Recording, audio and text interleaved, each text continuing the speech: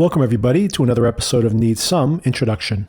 In today's episode, we will be breaking down the first 5 episodes of the new Peacock assassin/spy series, The Day of the Jackal, based on the Frederick Forsyth novel from the 1960s, I believe, and previously adapted very successfully into a truly excellent film back in 1973 by Fred Zinnemann, I believe, and then remade in the 90s as a Bruce Willis/Richard Gere vehicle, which also featured Sidney Poitier and was a pretty big budgeted film, pretty stylishly made, but not very good. If possible, definitely try to check out the original adaptation from 73. As I mentioned, 5, believe it or not, episodes of the series are available on Peacock all at once. They've already played overseas, so a lot of the rest of the world's gotten a chance to see these first 5 episodes. The reviews have been mostly very positive, and I have mostly positive things to say about it as well. We have a special guest host here on the podcast, one of our listeners, Darren from Australia. We've emailed back and forth and have a lot of similar tastes, and I follow him on Letterboxd, and we also have a lot of similar tastes in films. As a matter of fact, we also discussed in this conversation we just had the new Hugh Grant horror thriller, not really a horror film, Heretic, and I'll save that for another day, but I'm not even sure when that'll publish, considering we have so many things coming out now.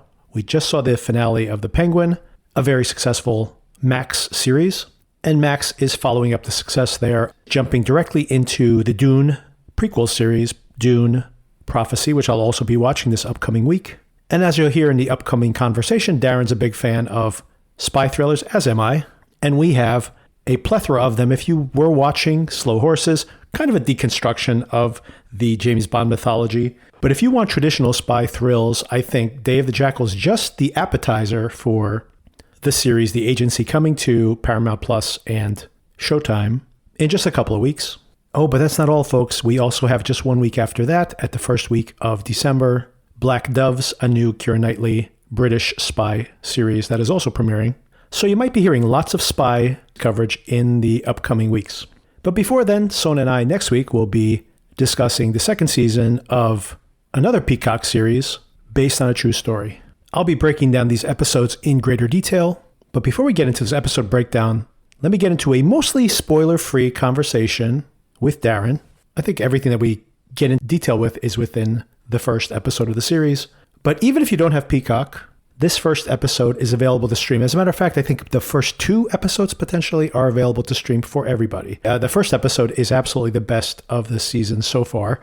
We are 5 episodes in, as I mentioned. They all dropped at once, and there will be 5 more. So if you are curious, do check it out, especially if you're a fan of our coverage of Based on a True Story, which is also on Peacock, obviously. And Black Friday is right around the corner, and that's when I get all my annual TV show subscriptions, by the way. I think I had Peacock and Hulu and Paramount Plus. In combination, all 3 of those cost me less than $5 a month, thanks to Black Friday deals. They may not be that good this year, considering these platforms are going broke, but do keep your eyes peeled. And if I see any, I'll definitely let you know. All right, let's get into that preview conversation, and then I'll be back to break down those episodes. So, Darren, we have a conversation which we lost along the way.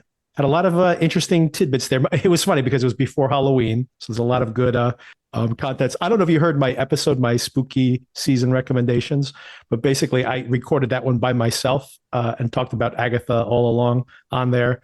But it really was because I lost that audio. A lot of what's in there was our conversation, bits and pieces of that conversation. I did listen to it, yes, and it brought me back to all the things that we talked about and lost into the ether. What did you think about the Agatha finale? I liked it. I think. I think the episodes leading up to the finale were better than the finale. Yep. So yeah, it didn't really hit me super as much as I wanted it to, if you know what I mean. And again, it continues on to a second season. Yes. So I kind of like series that finish finish with a bang, but it kind of just they're striding off into the next adventure. Yeah, I agree completely. I thought that the third to last episode was excellent. The next one, when they kind of reveal what was actually happening the whole time, I thought was very clever.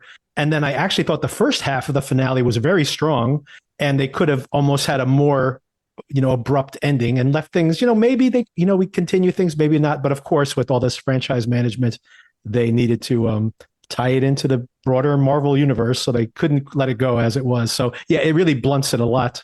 But I still recommend it. I mean, for considering what Marvel has made from the TV perspective, this is a way forward for them, I think, because it was cheap, it was successful, and like you mentioned, the less it was tied into the rest of the Marvel universe, the better off they would have been. So yeah, I agree, and I think the actors did a really good job as well. And Aubrey Plaza, I think she's so watchable in anything. So great, and yes.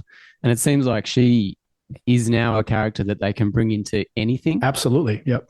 Yeah, she'll be a great Easter egg. You could imagine bringing that character again without spoiling her actual identity. You can imagine her popping up in, and people who don't know are just like, oh, cool, Aubrey Plaza's in this movie, and people who do know will be like, oh, here she is again. So it's just a little Easter egg they could put in the future. And the show's been a big success, by the way. It's it's funny. Like, it was like, all the Marvel haters were saying like, oh, this is another crappy movie, and or I should say Marvel property, and they it all worked out great for Marvel in this particular case, that the ratings have been fantastic, but the show's been growing from week to week, which basically never happened, even with WandaVision. So yeah, they might have a hit on their hands. So they might have a little bit of a hot streak, coming off the Deadpool movie and now this one. Did you see the Deadpool movie? What'd you think of it? I did see it. Yeah, it was hilarious. Yeah, yeah, just saw it in the cinema like everybody else, and yeah, it was fantastic. Yeah, I saw it with one of my daughters, and I think she was probably she said to me, "Dad, I'm the only kid in the cinema." I was like, "Oh, okay, that's all right, my bad." But she loved it as well. You didn't have to explain pegging to her afterwards, did you? Yeah, she's going on 13, so I think she knows a lot more than she lets on. Yeah, that's about the age when they know a little too much. Did you catch up on the available episodes of The Day of the Jackal?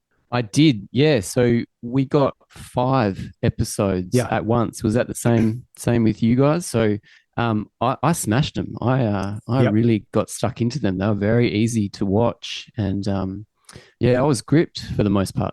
In the US, we don't get them until Thursday, but I have seen them through my ways. But I agree that just in general terms, I thought that pilot episode was fantastic. I was really hooked in. I also went right through them, just binged right through them. I love this type of show, by the way. Like, I love the original Day of the Jackal. I love this, like the movie Heat as well. I love the movie Heat. And I really like that type of thing where you're seeing someone very proficient at what they're doing. And you have like the cop, you obviously don't want the assassination to go on, for example, but then you still are really kind of rooting for the guy to you just want to see them do it. So it's that kind of that duality of the cop and the robber. And I love those type of movies. So I thought that whenever they're really doing that, like the cops are hot in pursuit and the assassin is doing his thing and cleverly getting out of situations. I love all that stuff. All the family stuff, not as engaging for me though, but I think I'm on board for the whole thing. I'll see how it goes. Yeah, I really love it when he's such a professional at what he does, and he doesn't make mistakes. Right. I think in the last couple of episodes, he's made a couple of little mistakes where I'm not on board with that at all. I want him to be super solid, 100% every time, know exactly what he's doing, because it is so fun watching him perform magically almost, and have the getaways, have the costumes, have everything working for him. Yeah, I love that so much. Me too. Have you seen The Killer, the Netflix with Michael Fassbender? I have seen The Killer. Yeah, I was thinking about that today, and The Killer, I like the film. I love David Fincher, but in that film, the actual killer wasn't very good at his job. Is that right? That's what I think is one of the funniest things about that movie, is exactly that. I love how, we spend that whole opening sequence of that film with him, and he has these internal mantras. No, don't get emotionally involved, focus on the job.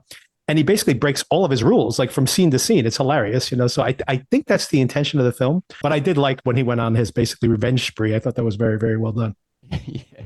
Yeah. No, I did enjoy it. I did too. And like, I think a lot of people have that complaint. He breaks his own rules. Like, this movie's so stupid. I'm like, no, I think that it's trying to say that this guy is not really all he thinks that he is. I think that's part of it.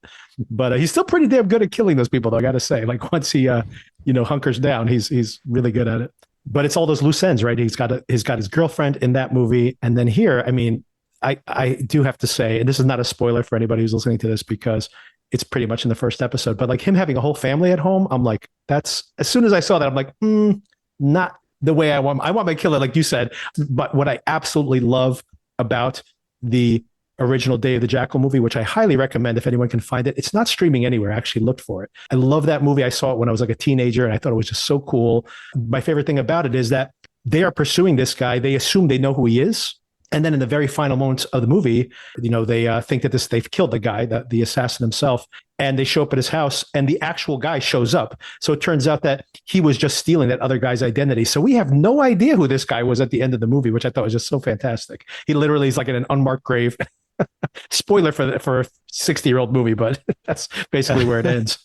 I actually can't remember seeing that. I must have seen it as a kid, but I've got a memory. Was there a Bruce Willis version? Oh, it's terrible. Of the Day of the Jackal? Yeah, okay. Yeah, maybe that's. There is a Bruce Willis version, which is pretty terrible.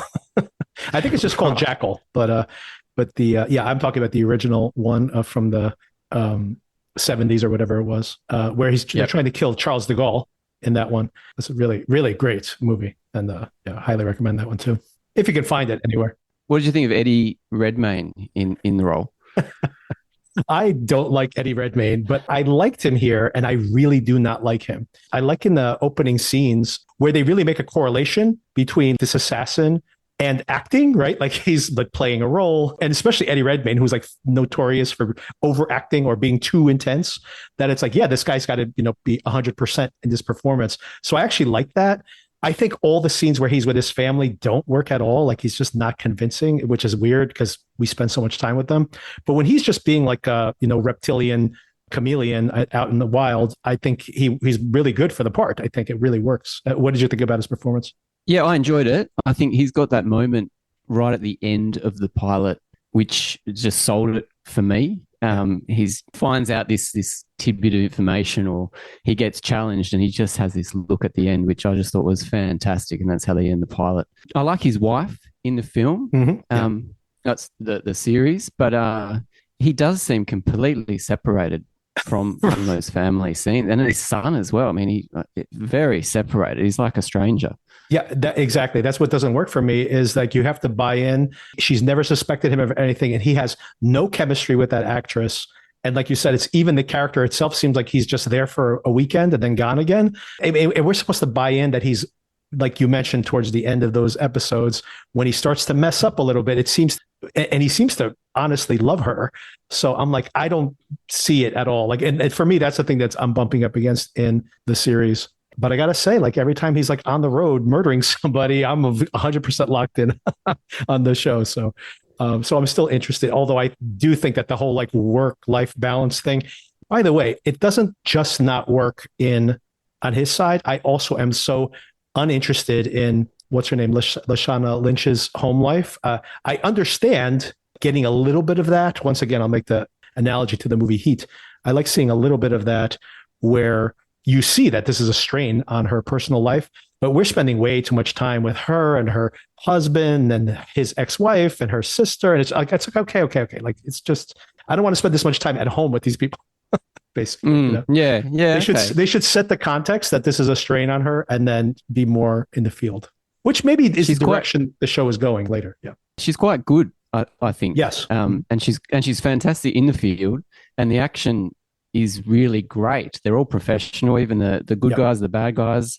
They're fantastic. And I do like the kind of James Bondy Mission Impossible bits in it. I'm a sucker for these big panoramic aerial shots of European cities, and he seems to have the cars and the watches and everything, but it's not as overdone as it is in those movies, but it fits that mold, which I enjoy. I'm a sucker for all that stuff as well, completely. I mean, some of this is a little, the being able to make a shot from that distance and building a gun that could even do that.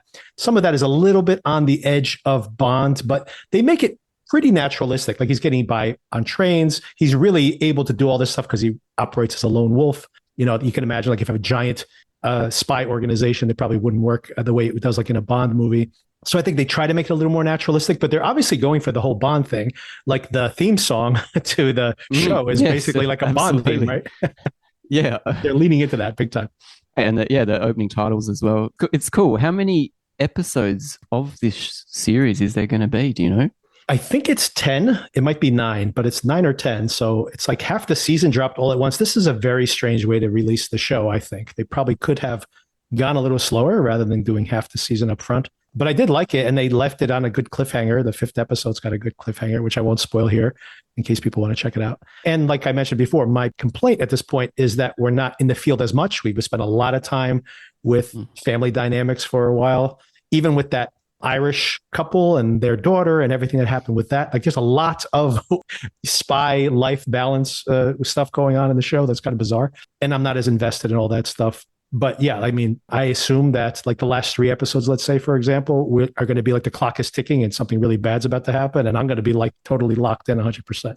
I'd say like episode 1, I was 100% locked in. Episode 5, I was like 75% locked in. I might have looked away from the screen a few times. Yeah, I agree with that for sure. He's FaceTiming with his baby. I'm like, all right, whatever. But he's getting very well paid for this next job. If they pay him, right? You better pay this guy. It's important that Yeah, very important.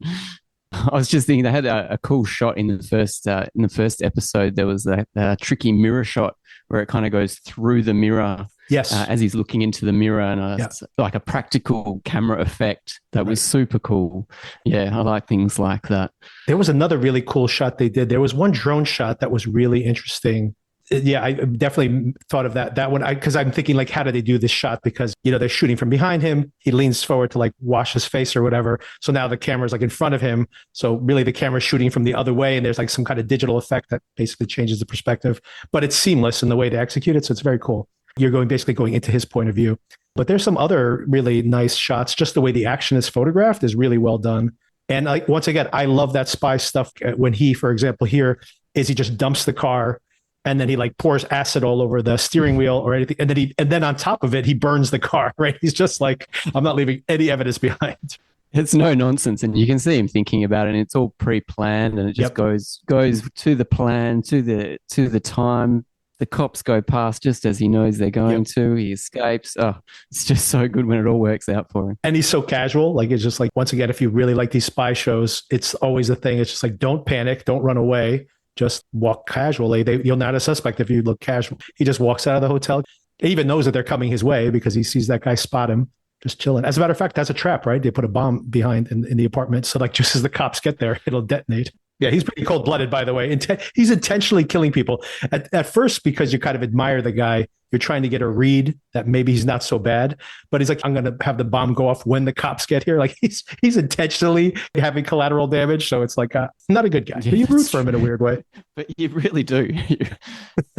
All right. We may probably circle back to that somewhere later in the season. Oh, I don't know if you've seen the trailer for this, but speaking of Michael Fassbender, speaking of spies, speaking of the killer, have you seen the trailer for The Agency yet? I have not. No. It's coming out in 2 weeks, and it's based on The Bureau, the French series, which is available on Hulu here in the United States. I don't know if it's available. Probably is available overseas similarly. But I've never seen the French show, but I've heard really good things about it. It's a incredible trailer. Michael Fassbender is basically being interrogated by his handler, and it's as if he has been this cold-blooded assassin spy. And it's a very non-romanticized version of spy life. There's kind of a lot of thematic overlap with the series. It's like it's starting to crack. Like he can't keep this dual life going. And the trailer is absolutely spectacular. It looks like it was shot by David Fincher. It was actually shot by Joe Wright. Joe Wright's the director of this, who did that's movie Hannah. I don't know if you ever saw Hannah. That's also a spy film that's actually very good. If nobody's seen. I did, yes. And so this is an English production? I think he's playing an American. It's a good question. It's a good question. I actually don't know from the trailer. No, he's a CIA. I think he's CIA. So I think it's supposed to be in the US. But I mean, there's definitely world travel involved in that trailer. But I recommend it. If anyone hasn't seen it, it's available now. It's going to be on Showtime and Paramount Plus, and it starts in 2 weeks. And I'm very excited about that. And this is like, now I'm actually more excited because I was like, the Jackal was kind of just like the side dish while I was waiting for that to come along. And I'm like, oh, I'm really liking the Jackal, and this looks even better. Like. And like I said, this type of movie is like catnip for me. I love it. And Fassbender's so good in anything. He's so good in this trailer. And it's funny because it made me think about the killer again. I'm like, this could be either the killer later on working for the CIA, or it could be like, this was the killer. Like, this is what he did before he went freelance in the killer series. So it could be like part of a continuity possibly.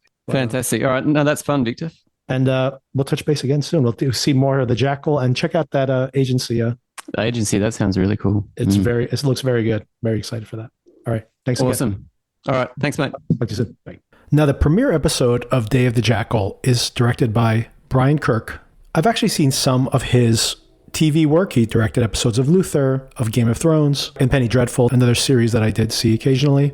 He also directed a action film called 21 Bridges, which I never did see, but I did hear some good reviews about the quality of the action there, and I might have to track that film down because the action here in episode 1 specifically is truly excellent, and he actually directs most, I believe, of these episodes. He definitely directed the first 3 of the 5 we've seen. And as the episode opens, we see Eddie Redmayne playing the Jackal. He's wearing some prosthetics. He's his own makeup effects guy. He's a lone wolf, basically. And as we touched on in that conversation previously, there is something about this fantasy about being the lone wolf who has lots of hobbies, right? You're good at shooting. You're good at disguising your appearance. You're good at doing makeup. You're good at imitating other people.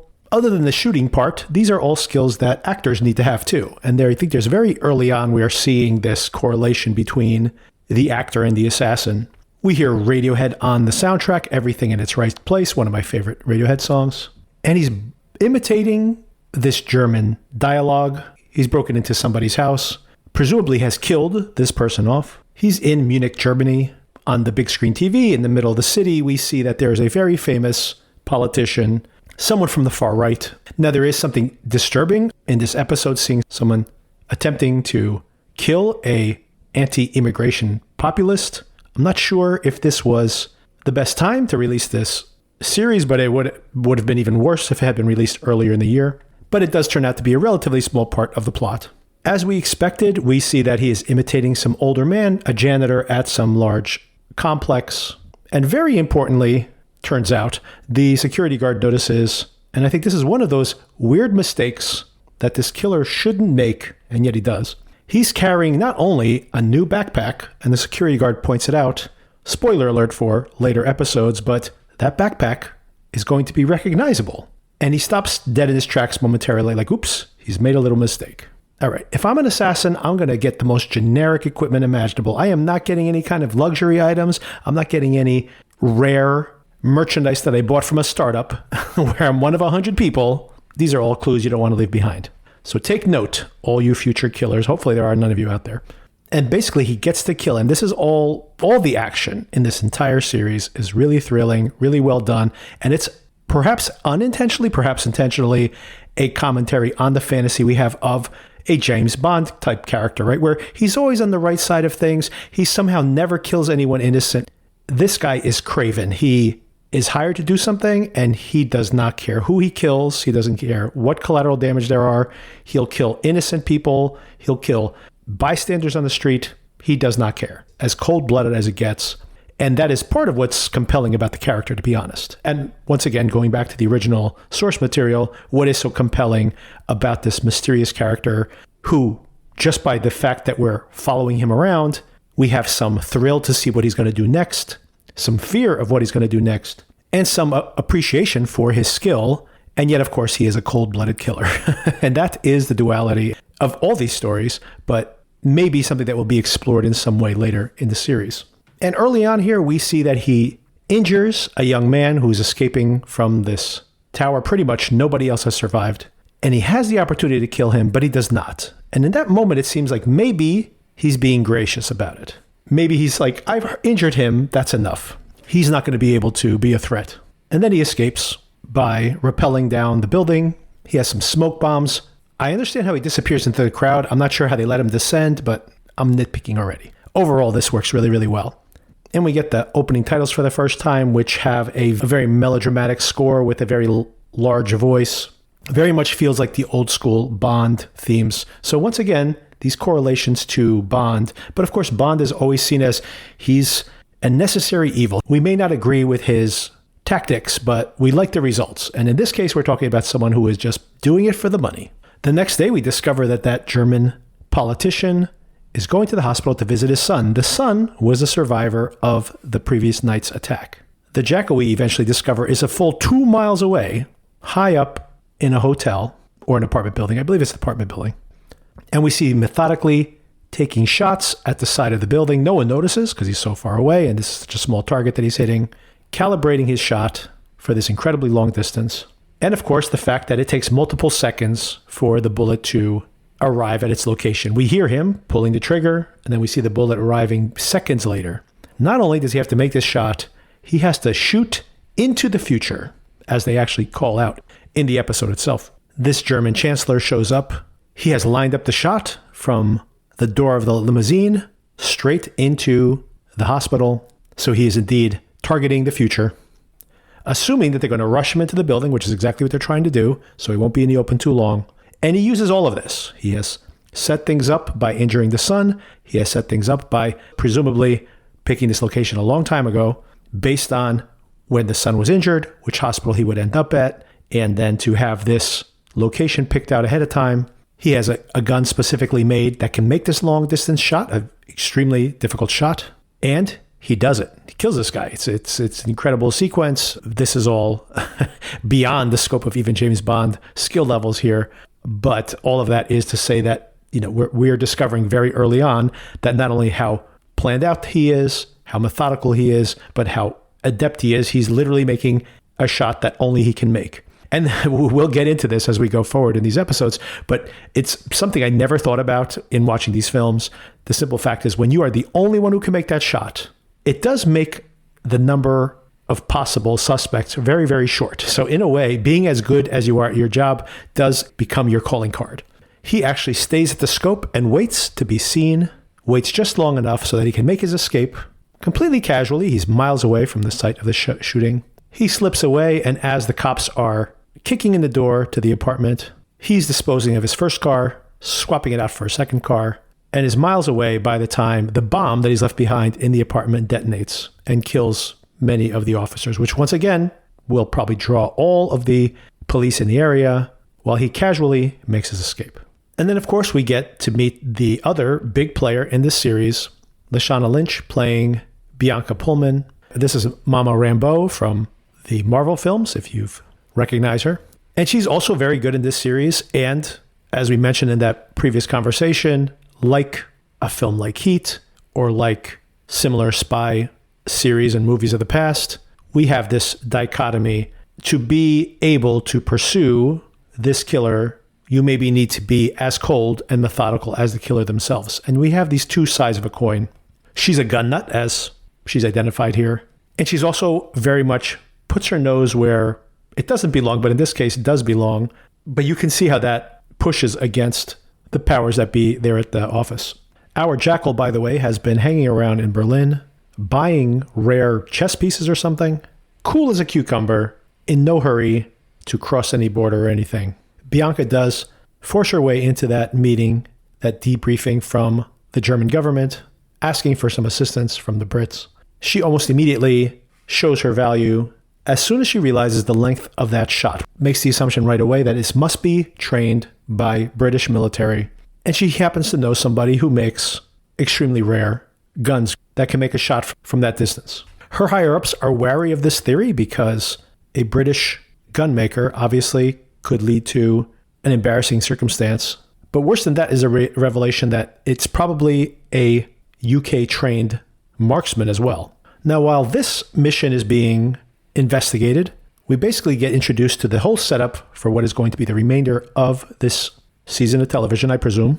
There is an incredibly wealthy individual who's come up with some new software that can basically trace where all of this dark money is flowing around the world. And apparently this is going to be a real game changer. It's going to embarrass a lot of really powerful people once it's revealed how they are perhaps using dark money to curry favor with different governments. And these governments don't want these things out in the open. And of course, these businesses don't want it either. And that seems to be the backdrop to someone putting out another hit on this very inventor. And the hit has to happen within a week or so because it has to happen before this software is released. The original offer is for $10 million. He's asking for $100 million. Bianca's home life is very strained. She has a husband who's a professor. They seem to be very different, but have a relatively happy marriage, or at least respect each other. However, her adolescent daughter feels neglected for sure. Bianca is constantly promising to show up at one of her events, to be there to support her at school. And she's always so busy for work, she's always missing these things. And in this particular case, she is trying to track down that gun manufacturer by running up the flagpole of one of her contacts who used to be in the IRA or potentially still is, and is connected to her suspected manufacturer of this special gun. And her leverage, unfortunately, ends up being her young daughter, who is in London protesting currently. And they come up for a reason. She actually is the one who comes up with this idea to capture the daughter and then use her as blackmail to then reach out to the mother and say, well, I can get her released. And as we get to the end of episode 1, 3 things happen that are going to be very pressing over the course of the next few episodes. Number 1, we find out that Jackal is happily married with a baby as well, and his wife's entire extended family hanging out at his palatial home. This is an interesting turn of events for me, to say the least. I guess this is how they're trying to make the material kind of unique in some ways, but the Jackal, this type of character with a family, as I mentioned before, not sure this is really working for me. Second shoe that drops is the girl, the Irish girl that was caught and was going to be used as leverage, has had some kind of episode while in custody. And as the episode ends, her life is in the balance. Is she even going to survive? And how is that going to play out with this unfortunate informant that's been dragged into this, her mother? And of course, all the complexities here of Bianca having used a young woman about her daughter's age as bait. And what is the cost of this investigation in the end? Oh, and of course, at the very final moments of the episode, our Jackal character is waiting for the other half of his payday for this assassination. Apparently 3.75 million pounds. Half was paid up front, the other half upon completion, but has not been received. And the response from the buyer is F you. And the Jackal is not happy about this. Okay, I'm going to move through these episodes a little faster now. This is actually the downside of having so many episodes published at once. You really can't do deep dives into it. Although, if we continue to pursue this series from episode to episode, and let me know if you're interested, please reach out to me, needsomeIntroduction@gmail.com. And maybe Darren and I will continue to discuss it here on the show and go into a deeper detail when we're just talking about one episode. It'll give us more room to have that ongoing conversation and have a little more analysis of what the themes here are and the paralleling of these different characters and maybe what the show's trying to say about those things. For now, and maybe that's the value of having these 5 episodes, this is just a real fun binge at this point. And also, there's some really dumb things that happen here that you kind of gloss over when you can just kind of watch another one instead of dwelling on that too much. In episode 2, we see some of this dynamic. There's obviously some tension between the Jackal and his wife. He almost immediately has to leave. I mean, it's like a birthday party or something, but her family's like, look at all the things he's built. You got to cut him some slack, lady. Her brother seems to have some kind of business opportunity or something that he could jump into. Maybe we get a sense that he does feel like he's coming to the end of the line, like, or his luck's running out. Maybe because of the son, there is some sense that he might be a little more wistful at this moment. And maybe he thinks that this giant payday, if it comes, will be his out. Not for nothing, but I don't know, $7 million, and he already lives in this palatial house, and he probably pays cash for everything. He's probably pretty rich already. Like, do you really need that extra $100 million? Like, how much money do you really need? But I guess, actually, in the real world, there seems to be no amount of money that it makes some people happy. He does seem to try to have some kind of earnest conversation with his wife, so he does trust her to some extent, but only so far, obviously. You can't really tell her exactly what he's doing. And even though I don't really feel this chemistry between them, I do think the character is supposed to feel like he is betraying her, like some level of culpability in lying to his wife, and of course the duties he has as a father as well. He does some internet investigation, shell company within shell company within shell company, and eventually discovers that who's the person who paid for him to kill this German chancellor. It wasn't a political hit. It was actually his son, who probably wanted the wealth of the business that he runs. The very guy who he shot in the leg in the very first episode. And he is now on a vendetta. He's going back to Berlin to kill this guy. The same woman we saw in the previous episode that had contacted him in that field, he had asked her for the $100 million. They're still trying to come up with the money, giving him a lot of money up front to get the wheels in motion. But she's caught up with him in Berlin. He couldn't meet with her on her terms. And she is a little wary of, why are you still in Berlin? Are you sure you're not doing any kind of personal business? Which indeed he is. He's getting revenge for being shortchanged on the previous assassination. Oh, importantly, back when he was dropped off by his wife at the airport, he wanted to catch an Uber. She says, no, I'll drive you. And then she stops in town and he happens to drive by in a cab and she recognizes him, which starts to make her suspicious. And you would assume that suspicions have been brewing for quite some time. This former IRA agent does not know that the daughter had actually died at the end of episode 1, I should say, or at the beginning of episode 2.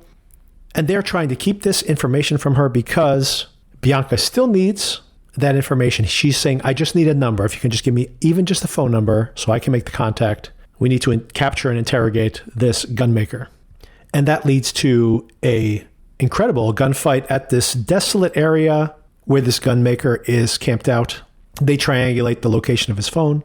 He does escape, but they injure him as he's leaving. He does drop one of his bags, which of course, very importantly, is going to be the clue that's going to lead us to the Jackal. That prototype bag is going to disassemble into that long-range rifle.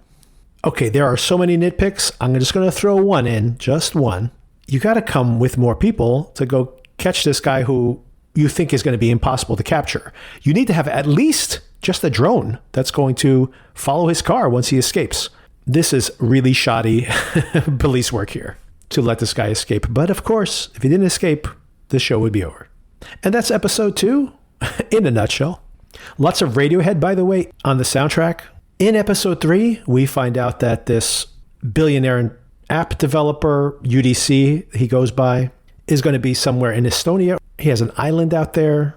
So apparently this is when the Jackal's going to try to make his move. On the 3 main tracks here, we have the former IRA, Allison, who had released or had sent Bianca phone number to that gun manufacturer, basically gets caught by the husband. It seems he really does love her, but he feels betrayed, of course. And they are furious when she may think part of this investigation may have led to the death of the daughter. Meanwhile, Bianca is suspicious of someone in the office. It seems like information is leaking out. That gun manufacturer was warned. He got a heads up right before they arrived, and she thinks it came from a mole inside the agency. So her supervisor tells her to keep the circle tight. Meanwhile, the Jackal finishes his business in Berlin, killing off Elias, the son who had hired him in the first place to kill his father. It becomes pretty well known at this point, nearly openly, that the son's assassination of the father was what led to his own death. So once again, the Jackal seems to be pointing a few too many arrows at himself and having this very public chase through the city when he's trying to negotiate this other much bigger deal. Obviously, the news gets back to his new employers, and none of this makes him seem very reliable, but they seem to think he's the only one who can make this thing work. So they are still committed to keeping him on the case. But as Darren mentioned, he's getting a little flaky here. And adding to that flakiness is the fact that his family has found his secret safe where he has all his makeup and his prosthetic head and like just a gold mine here of suspicious behavior. And the Jackal gets a notification, hey, security breach. And now he knows that he's got a lot of explaining to do. In episode 4, the Jackal's wife shows up at his hotel where he's staying, and she needs to know, what does he really do? Do you kill people? They found a stash of guns, by the way, in this safe room. And he comes up with some cockamamie businesses hire him to infiltrate the organization, and it can be dangerous. He can make a lot of enemies. But no, of course not. I don't kill people. I don't know. This all seems very shady. I'm not sure you would immediately think he must be an international spy, but that's definitely on the list of possibilities here. Plus, he does have that dead-eyed stare.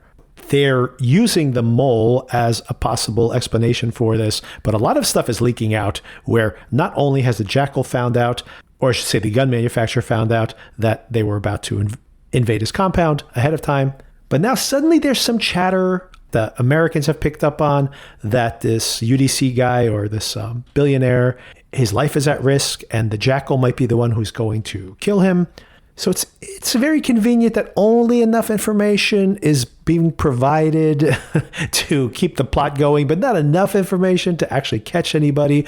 This might all be intentional. So even though I'm nitpicking, it is possible that this is all some larger game that's being played out here. And I do hope that's the case. I hope it's not just like we picked up some chatter conveniently just when the plot needed it. I do have some faith that there is a broader conspiracy at work, and I'm curious to see how that all plays out. Alison Stoke, as I mentioned earlier, the mother of that Irish girl who died in a previous episode, has also been killed by her husband. He identified that she was the leak, and he needs an address. He wants to make a surprise visit at Bianca's house. And then there's this crazy scene where he's inside the house. The daughter has a knife to her throat. He's literally going to slit the daughter's throat in front of the mother. She shoots and injures him, and quickly looks at her daughter's neck and goes, "You're okay, okay. Here, put a towel on it." She is maybe as cold-blooded as this killer, and I guess that's the analogy that's being made here. Also in episode 4, there's an absolutely hilarious, maybe unintentionally hilarious sequence where Charles Dance, who is apparently behind this plan to kill this billionaire, is having a meeting and begins the conversation by saying to this woman who's been the intermediary with the Jackal, "You're the one who told us to use him. He's erratic. He just did that assassination in Berlin. That was personal business. We can't trust this guy. We need to get out of this immediately, and you need to undo it." And then one of the other people in the room mentions, "Yeah, I already killed this guy because he didn't pay him." And within seconds, Charles Dance turns around and says, "No, you know what? This is a principled guy. We need to stick with him. I like that. He's got scruples." Okay, sure. But he also does mandate that this woman's going to have to track him down in Tallinn, and she's going to stay with him to make sure he stays on point. He doesn't kill her immediately. He actually bonds with her a little bit. They're on a boat going on a casual tourism trip, it would appear, but actually he's scoping out the situation at this island compound, trying to come up with a plan for this assassination. By the way, very importantly, he sees a woman with a soft cast on her foot, and you know right away he's going to try to smuggle a weapon in with a soft cast at some point in the future. Larry Stoke is alive. He just got shot in the leg, but Bianca tries to murder him multiple times to get him to talk. You get it? Bianca will go to any length for this investigation. The Jackal speaks to his favorite gunmaker, but of course he's been injured badly, has no right hand, so he needs a right-hand man. And the Jackal offers to, "I know you don't usually work with anybody else, and I understand. I work the same way. But maybe I can help you out." I might have switched the brothers' names, by the way. Larry is the father whose daughter died. Norman is the one who's making the guns. They somehow know where Norman is. I don't even remember how this happened. It could be another hand-wavy thing or another clue that got provided to them conveniently. But he's near Budapest. And of course, this is interesting because now we see that Bianca and team are headed towards him, and the Jackal is, of course, also heading in the same direction.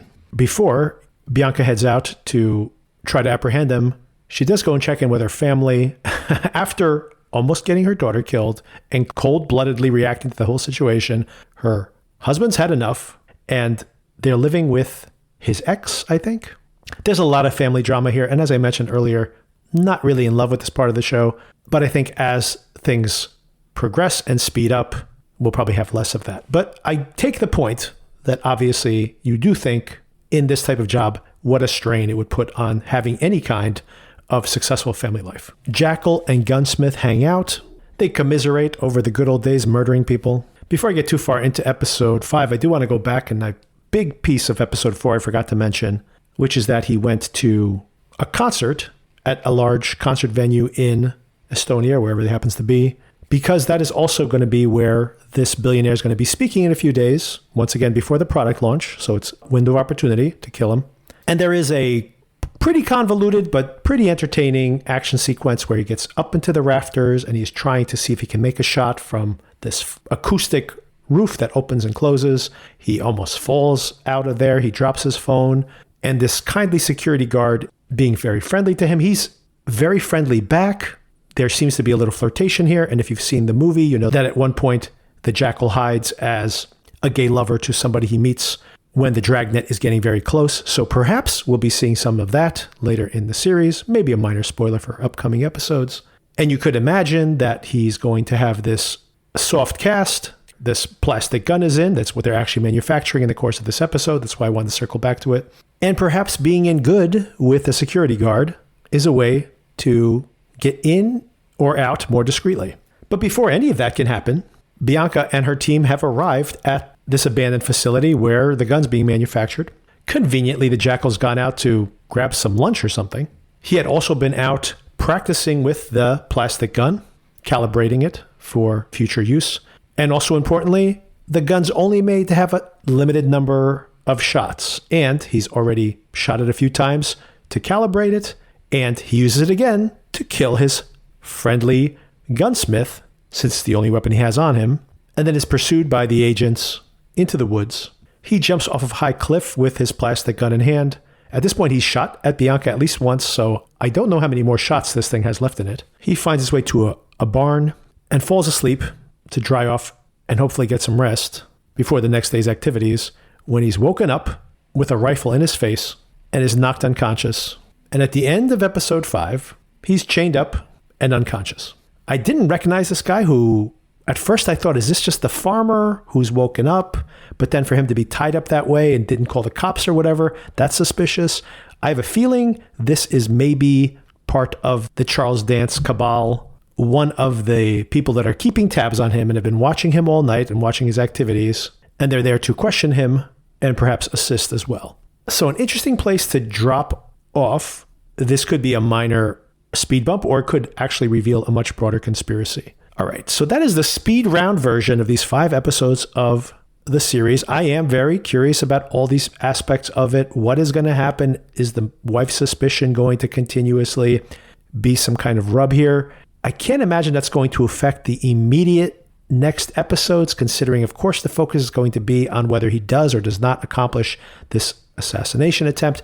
My guess is that he's going to try, and he shot that plastic gun a whole bunch of times. I have a feeling that it's not going to work when he needs it to work. I'm curious to know who actually hired him and what their motivations and intentions are.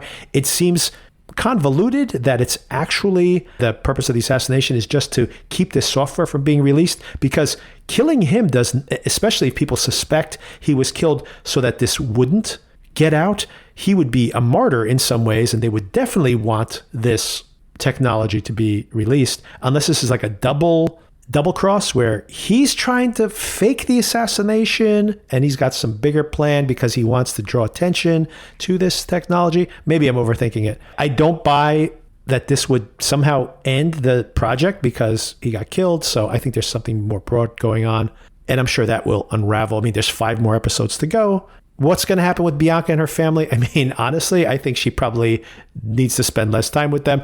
I'm not saying that because I don't really want to see it, and I don't, just because I don't think she's really good for them, right? They're in danger for being around her, and she is kind of half okay with the collateral damage depending on the outcome. So that's the big question, of course, like how much personal loss can you take in these type of situations? It's not a bad question to ask, but I think it's a different show that is focused on that rather than this show, where I think the real draw is the pleasure of seeing these operatives chasing each other down. And I'll also ding the series for that fact. They do a very good job of showing you how this killer is very adept and probably very practiced at being able to get out of these situations and plan ahead and have these kind of broad strategies.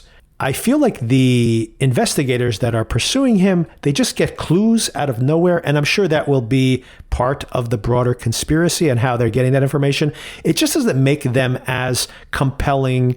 It doesn't feel as well matched, beyond the fact that, of course, Bianca's done a really clever thing in understanding where the gun came from and that initial lead. But then, like, where these people are located, it's almost like someone just called up and says, hey, he's somewhere over there.